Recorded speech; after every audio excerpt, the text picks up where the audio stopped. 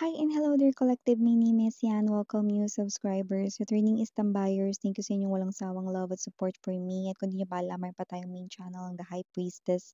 Link niyan down below sa ating description box. So if interesado, i-click lamang yan para makapunta kayo there.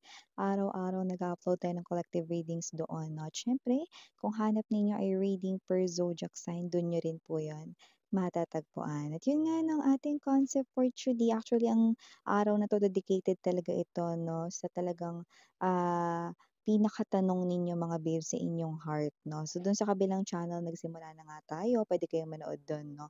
So dito naman ang ating concept 'no is kung kayo ba ay magkakaayos pa ba, magkakabalikan pa ba 'no, or kung saan papunta yung connection ninyo 'no. Okay, so yun ang ating aalamin 'no, ng kung sino man yang ka-connect mo or person on your mind. So, let's begin. Wala tayong gender dito mga mahal, babae, lalaki, LGBT, lahat ay welcome, alright? Just take only what resonates. Now, you can also think about the person right now sa inyong mind while I'm doing the shuffling. Or kung gusto mo mag-concentrate, you can pause this video for a while and then i-resume mo na lang. Archangel Michael, thank you so much. And Angel Guides ni Collective. Can we get messages kung saan papunta itong connection ni Collective sa person on his or her mind right now? Can you please show me the real-time energies? Saan po papunta ang connection ni Collective and the person, a specific person na nasa isipan niya ngayon?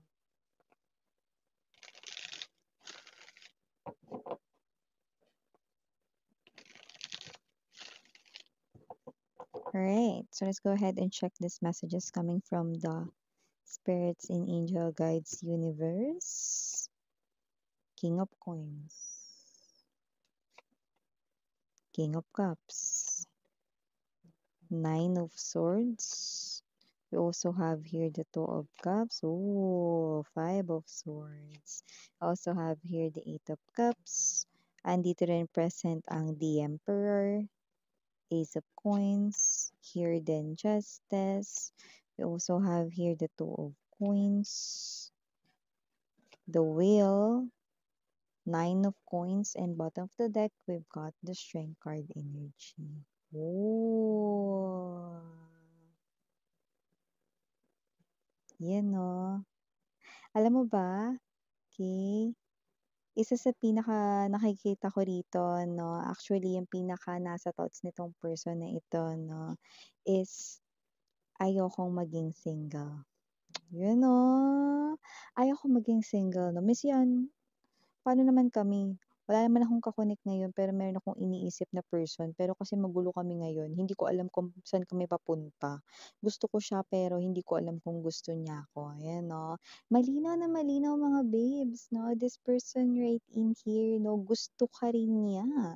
Kung sino man 'tong energy 'tong ibig niya sabihin dun sa ayoko maging single is ayaw niya maging single for life dahil kung sino man yan naka-connect ninyo, matagal siyang naging single rito 'no, at kung kayo ay nag-uusap ngayon na pero yun nga medyo malabong usapan kayo ngayon 'no, medyo MU kayo pero malabong usapan 'no, pero alam mo na gusto mo siya 'no, pero hindi ka sure kung may gusto siya sa'yo 'no, definitely this person here 'no, gusto ka rin niya. It's just that this person here 'no, is someone 'no, na possible na meron dito na parang dini-deal siya. Others of them 'no, they're talking with their ex-lover pero hindi para makipagbalikan sa kanila kundi para kausapin at ipaintindi sa kanila na sila ay matagal nang tapos at yun nga ay medyo sakit sa ulo nitong person na 'to 'no, dahil yan ay hindi mo alam. Na binabalikan pa siya dito ng kanyang ex, tini-text, china-chat, tinatawagan, pinupuntahan pa nga, 'no. Pero yun nga mga babes 'no, parang ayaw niya munang pumasok sa isang relationship 'no, dahil ayaw niyang maisip mo rito 'no na, meron pa palang hindi naayos na na bagay tapos papasok na agad sa relationship with you. So, gusto niya munang ayusin yung bagay na yun. But for others, okay, it could be any other specific thing. Pero for a lot of them, ito yung hindi mo alam, no? Kinakausap pa rin sila rito ng kanilang ex dahil pinipilit ng ex nila na makipagbalikan with this person na kakonect ninyo. Pero ayaw na nga nitong bagong kakonect ninyo dahil nga gusto niya ng connection sa inyo, 'no? Pero ito nga yun, 'no? So, in other words, yes, tama kayo, epal. Epal yung ex niya. Okay, kaya with the strength card energy, I like you, pero wait lang, kailangan ko munang ayusin ang mga bagay-bagay na hindi dapat magpagulo sa ating connection. I miss yan, paano naman ako, waiting ako for my ex, yan o, iba namang senaryo mo, pero ito nakuha ko rin for you guys, no? Waiting ako for my ex, miss yan, magkakabalikan ba kami? Yes! Lumalabas dito it's a yes, no? Hindi ko alam kung ano nangyari sa person mo, pero para siya ritong nagpalit-balat. Yun pa rin ang kanyang anyo 'no, pero parang siya nagpalit-balat dito 'no. In other words, your person who's very immature dati ay super mature na ngayon, okay. I just heard paninindigan, so this person right in here may paninindigan na siya ngayon, okay, kaysa noon 'no, or kung hindi ka niya napanindigan noon, ngayon paninindigan ka niya. Definitely yes 'no.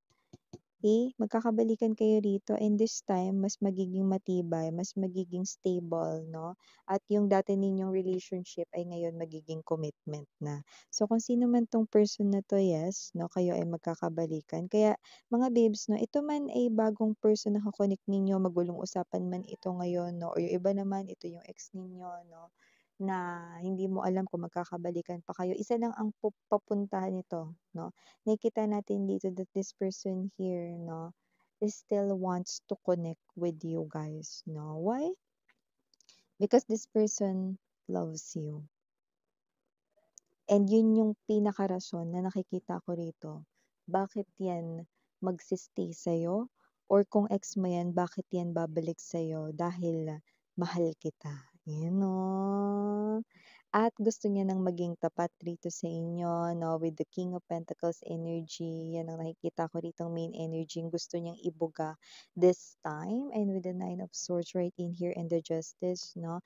Hirap yang makatulog rito 'no, dahil nga kung ito ay bagong ka-connect 'no, pero ginugulo siya ng kanyang ex rito 'no.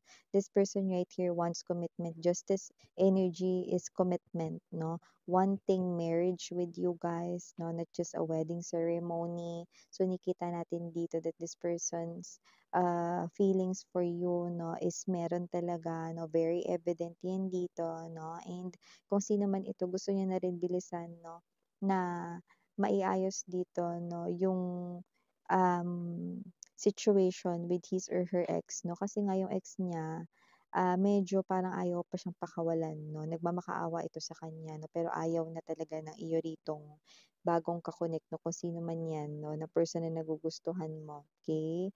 May energy siya rito na gustong-gusto niya talaga ritong lumapit sa inyo 'no, pero gayunpaman 'no, kailangan niya munang ayusin ito dahil ayaw niya ritong madamay ka, ayaw niya na maging problema ito 'no, sa inyo in the future 'no. Kasi gusto niya rito mga babes na 'pag naayos na ang lahat ng ito, puwede na kayo ditong magsama ng malaya. Yun, oh! 'Di ba? Pero yun nga hindi niya na-love yung ex 'no, sadyang makulit lang talaga 'no.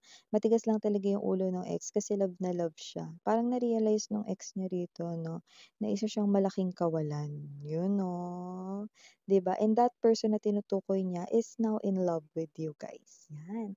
And if this is your ex naman rito, this person here wants to make things right. So, if this person here 'no, hindi pa siya rito lumalapit sa inyo 'no, nakikita ko ang kanyang paglapit dito, this person here is now really gathering no a lot of realizations, major realizations in your connection. So I do see that this person here no is someone who is more mature now, someone right in here na mag-establish ng very strong legacy or foundation ngayon, and this person here will definitely come back.